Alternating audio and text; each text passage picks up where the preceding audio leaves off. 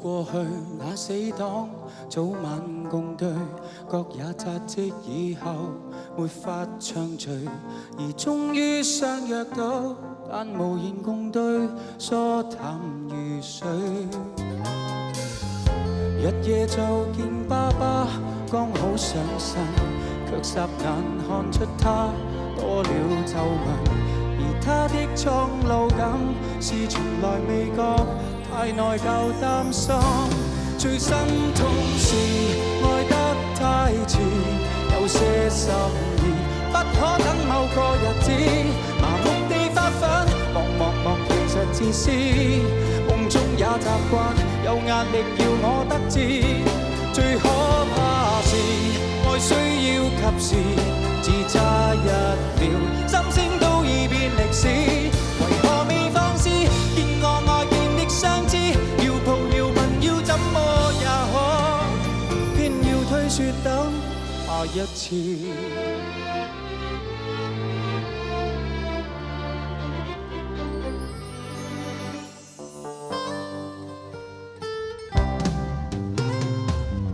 我也覺我體質仿似下降，看了正得到時，別要太忙，而影碟都掃光，但從來未看，因有時光。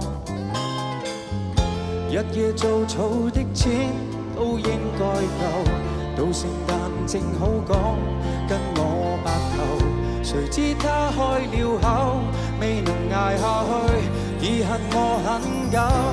錯失太易，愛得太遲，我怎想到他忍不到那日子，麻木地發奮，忙從來未知，幸福會掠過，再也沒法說中意。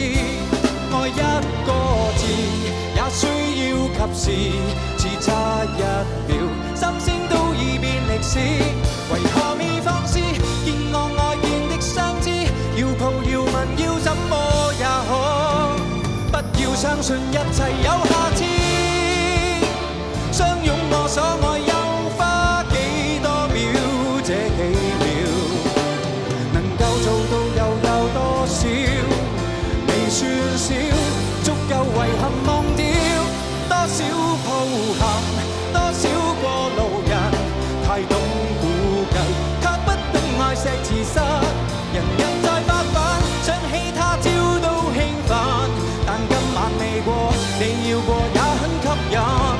縱不信運，你不過是人，理想很遠，愛於咫尺卻在等。來日別操心，趁你有能力開心，世界有太多東西發生，不要等到天上苦恨。